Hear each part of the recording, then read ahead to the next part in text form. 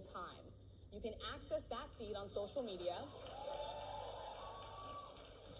using the hashtag #NABJFactCheck. Again, the hashtag is #NABJFactCheck. We have a lot to get to, and we do not want to waste any time, so let's bring out the former president of the United States, the Republican nominee for president, former President Donald Trump.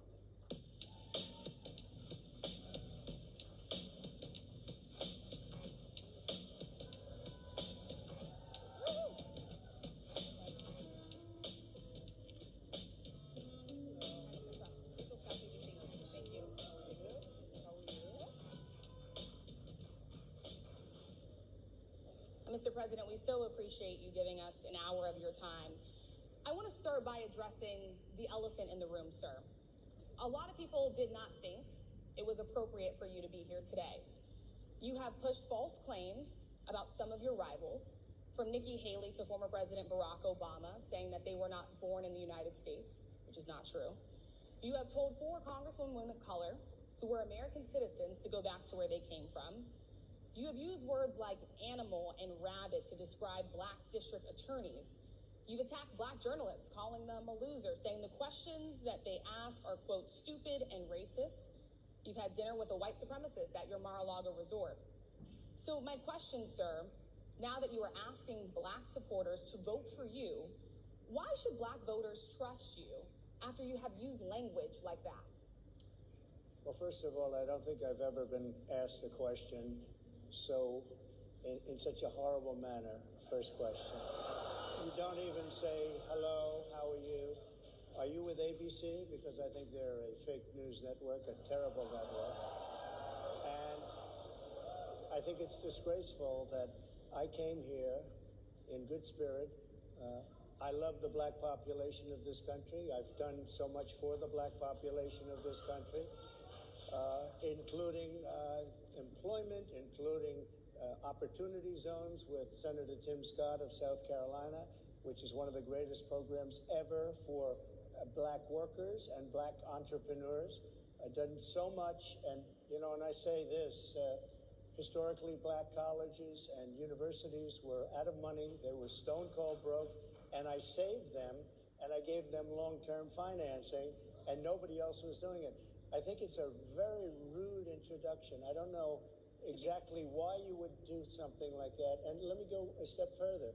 I was invited here, and I was told my opponent, whether it was Biden or Kamala, I was told my opponent was going to be here. It turned out my opponent isn't here. You invited me under false pretense. And then you said, you can't do it with Zoom. Well, where's Zoom? She's going to do it with Zoom, and she's not coming. And then you were half an hour late, just so we understand. I have too much respect for you to be late. They couldn't get their equipment working or something was wrong. Mr. President, I would love if you can answer the question question. I think it's a very nasty question. I have answered the question. I have been the best president for the black population since Abraham Lincoln. That's my answer. Better than President Johnson, who signed the Voting Rights Act? For you to start off a question and answer period, especially when you're 35 minutes late because you couldn't get your equipment to work, in such a hostile manner, I think it's a disgrace. Let me just ask a follow-up, sir, and then we'll move on to other questions here. Some of your own supporters, including Republicans on Capitol Hill, have labeled Vice President Kamala Harris, who is the first black and Asian American woman to serve as vice president and be on a major party ticket, as a DEI hire. Is that acceptable language to you? And will you tell those Republicans and those supporters to stop it? How do you define DEI? Go ahead.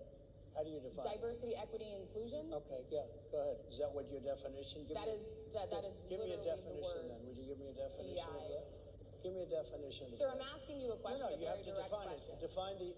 Define it for me if you I just defined it, sir. Do you believe that Vice President Kamala Harris is only on the ticket because she is a black woman? Well, I can say no. I think it's maybe a little bit different. So I've known her a long time indirectly, not directly very much, and she was always of Indian heritage, and she was only promoting Indian heritage. I didn't know she was black until a number of years ago when she happened to turn black, and now she wants to be known as black.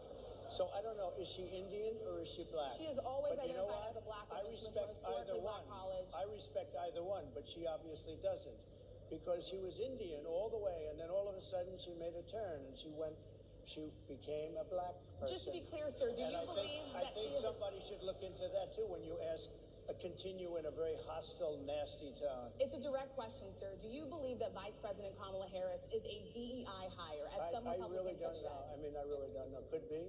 There are some, and there are plenty. I know this lady right over there, Harris, is a fantastic person who just interviewed me at length.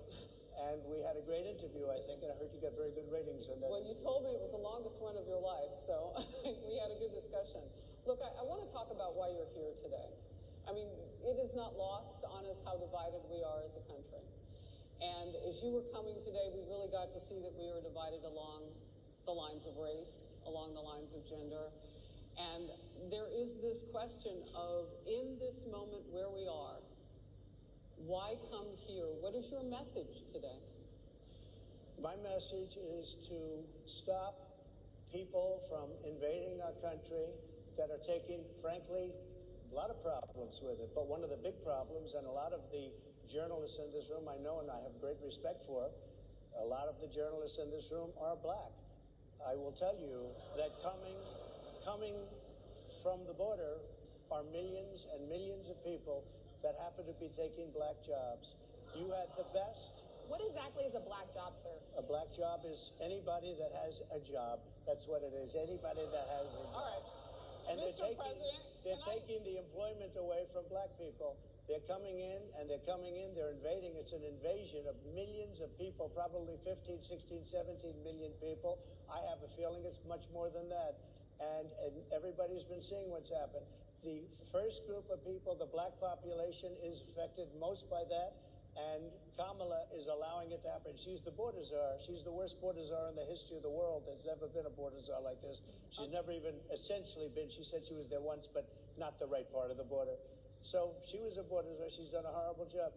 These people are coming into our country, and they're taking black jobs and Hispanic jobs, and frankly, they're taking union jobs. Unions are being very badly affected by all of the millions of people that are pouring into our country. And one thing, as we discussed, many of these people are coming in from mental institutions, from prisons, from jails. They're gang members in other countries. Other countries are setting loose their prisoners. They're opening up their prisons and their mental institutions, and they're taking their bad people, drug dealers, gang members, and they're bringing them into the United States. And by the way, their crime rate is going down, and our crime rate is going to be a disaster. Mr. President, I want to get into how you address some of the issues with black communities. And I say that plural because we live in communities of color that are different. We're not all the same. We don't vote the same. We don't think the same. Sure. It's not monolithic. So as you come here today, I want to talk about something that bursts. And this is the weight of the inflation on this country right now. The nonprofit Money Management International recently released data